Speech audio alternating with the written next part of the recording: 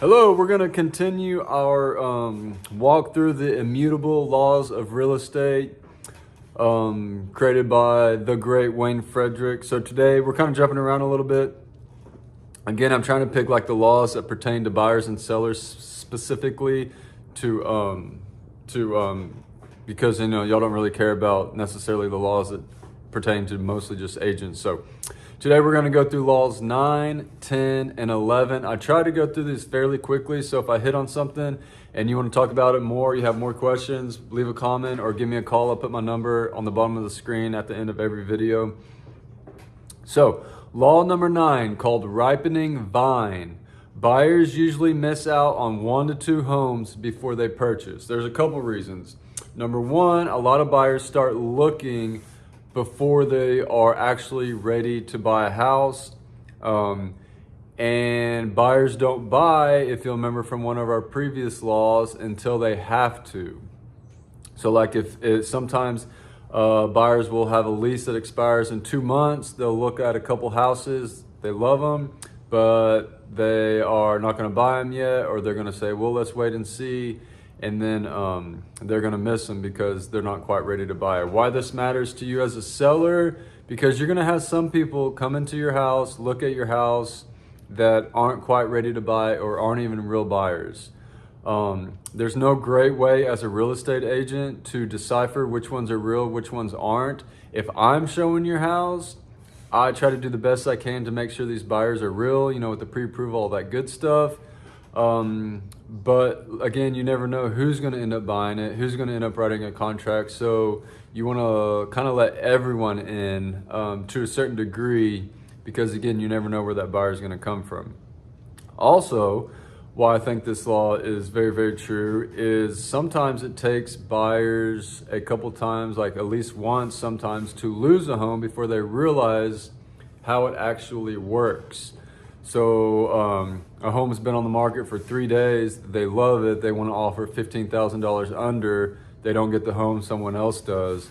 They're not quite educated, or you try to educate them, but sometimes you just got to learn by doing. They miss out on a couple of homes before they realize, okay, the price range I'm in, it is pretty competitive.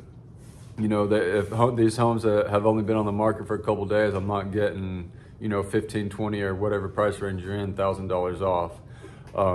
I try to tell people, if that's what you want, if you need a bunch of closing costs or something like that, then we probably need to focus on inventory that's been on the market for a while. So, law number 10, not a whole lot to say about this one, but again, it is very true and it's how our society works. It's called payment. Most buyers don't care about the final sales price of the home they purchase. Buyers care about the down payment and the monthly payment. We now live in a payment-driven world. I see this all the time showing buyers, what's my monthly payment? What's my monthly payment? If I offer $15,000 over and get $15,000 in closing costs, what's that going to do to my monthly payment? Those kinds of things. So it's just an interesting law that is very applicable. Law number 11. This one's called ratio. Because buyers don't care what the final sales price is, properties sell for 96 to 99% of asking price. That's actually a fact. I think here in our local market, I think it is, the average is the houses sell for 97% of the final sales price. So what can you take from this as a seller? Well, a lot of people say, well, let's list it at 400 because someone's going to come in and they're going to lowball us. You would think so, or they'll say, well, someone can just submit an offer. You would think so, but for whatever reason, it's not really how it works. You kind of got to get that price in that correct bracket to get those offers, or in that right price range. Buyers, they look at houses that are way overpriced and they just decide either they don't want to look at it or they're not going to mess with it or whatever it is. So what I tell sellers that want to do that is, well, first of all, if you list it right and you don't want to go below that, you don't have to. You don't have to accept an offer because it's an offer or whatever. Like if you're at 400 and that's where it needs to be priced, and you think someone's going to lowball you and offer 350, you don't have to accept that. So you can list it at a price and stick to your price if it's, you know, where it needs to be. And the fact that a lot of sellers want to overlist their houses, and they think that they're just going to list it and offer that way. It's not always true. Sometimes it is, but most of the time it's not. Most of the time you're lowering it, lowering it, lowering it until you get to where it needs to be.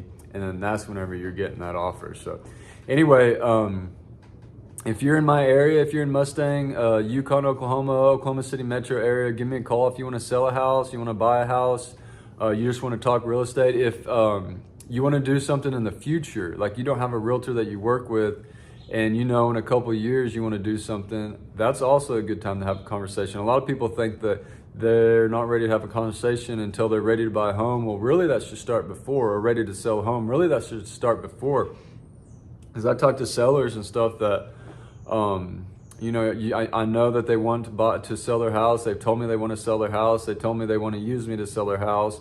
And then they don't want to get anything ready. And then bam, they give me a call and say, hey, I found a house I love. Let's list our house. And then you're rushing, you're kind of behind, and you're not being as proactive. Whereas if you start that conversation earlier, you can get ahead of these things, and it just makes the process a whole lot smoother and more enjoyable. So give me a call, appreciate you, and I'll talk to you next time.